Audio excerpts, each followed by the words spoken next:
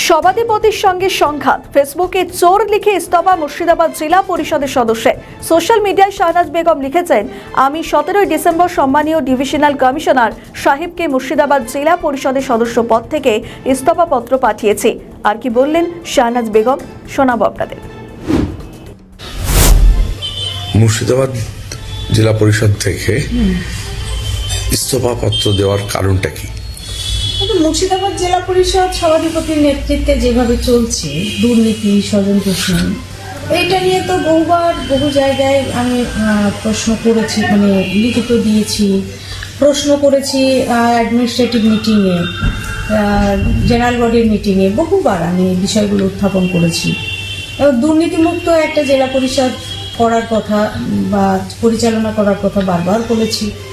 তো সেখানে এতবার বলার পরেও দেখেছি যে কারেকশন এরা হবে না, দুর্নীতিটাকে এরা প্রশ্রয় দিচ্ছে। তো সামনে আমার মনে হলো যে সামনে এমসিটি কলেজ, টেগর হসপিটাল, এগুলো একটা বেসরকারি সংস্থাকে দিয়ে একটা কাটমানির প্রচ্ছন্ন প্রচেষ্টায় আছে। আমি যখন দেখছি যে এগুলো আমি সংশোধন করতে পারবো না, আস্তে আস্তে আমি এমসিটি কলেজ বা টেগরটাও রক্ষা করতে পারবো না। এই চোর জেলা পরিষদের থেকে চুরির ভাগিদার হওয়ার কোনো ইচ্ছে আমার নেই বলে আমি রেজিগনেশন দিয়েছি। সেক্ষেত্রে আগামী দিন আপনার রাজনৈতিক ভবিষ্যৎ পরিকল্পনা কি রয়েছে? এখনো ভাবিনি কিছু। অ্যাকচুয়ালি রাজনীতি করবো নাকি নন পলিটিক্যাল কোনো অর্গানাইজেশনের সঙ্গে যুক্ত হবো সেটা এখনো ডিসিশন নিইনি। ডিসিশন নিলে জানতে পারবেন। তবে হ্যাঁ, এটা ঠিক যে আমি বসে থাকবো না।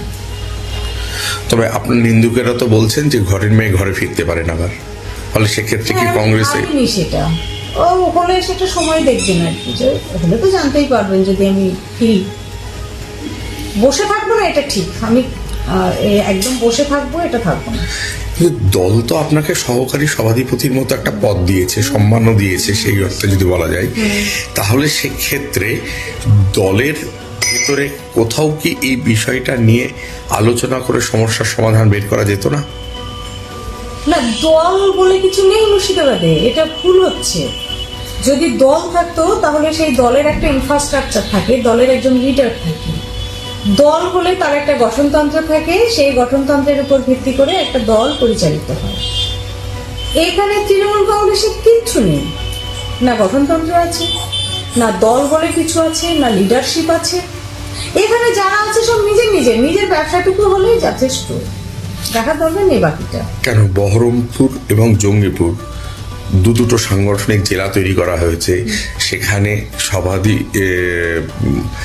চেয়ারম্যান করা হয়েছে, সভাপতি করা হয়েছে, সমস্ত রকম তো গঠনতন্ত্র মিলেই তো করা হয়েছে, তারপরেও এটা আপনার মনে হয় যে একটা ধরুন জেলা সভাপতি, তার একটা বুথ সভাপতি করার বা সরানোর ক্ষমতা নেই।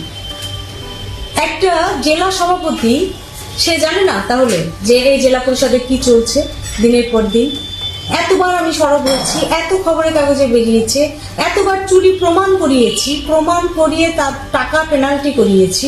দল জানে না এগুলো? যদি দল না জেনে থাকে তাহলে দলের নেতা কিসে? না তাদের ভাগটুকু তারা পেয়ে গেলে ব্যাস ঠিক আছে। এখন পর্যন্ত রেজিগনেশন দেওয়ার পরে দলের তরফে কেউ আপনার সঙ্গে যোগাযোগ করেছে? দলের খুব নেতা বলতে আপনারা যাদের বোঝান তারা কেউ আমায় করতে পারেনি, কারণ তাদের সে মুখ নেই আমাকে ফোন করার।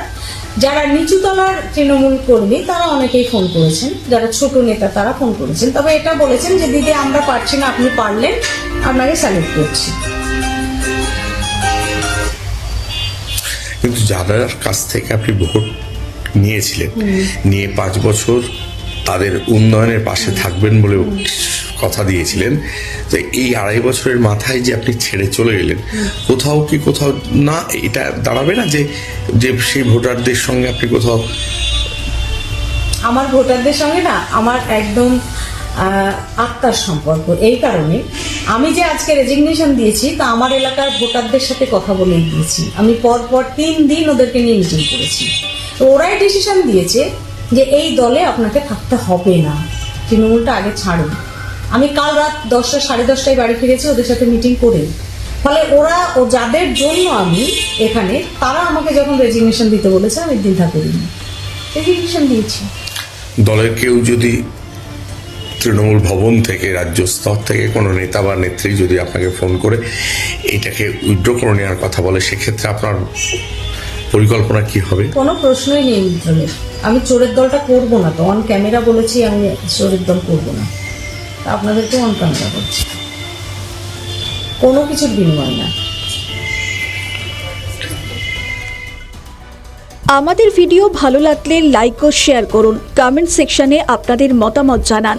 আরও ভিডিও পেতে আমাদের চ্যানেলটিকে সাবস্ক্রাইব করুন এবং প্রতি মুহূর্তে খবরের আপডেট পেতে প্রেস করুন বেল আইকন।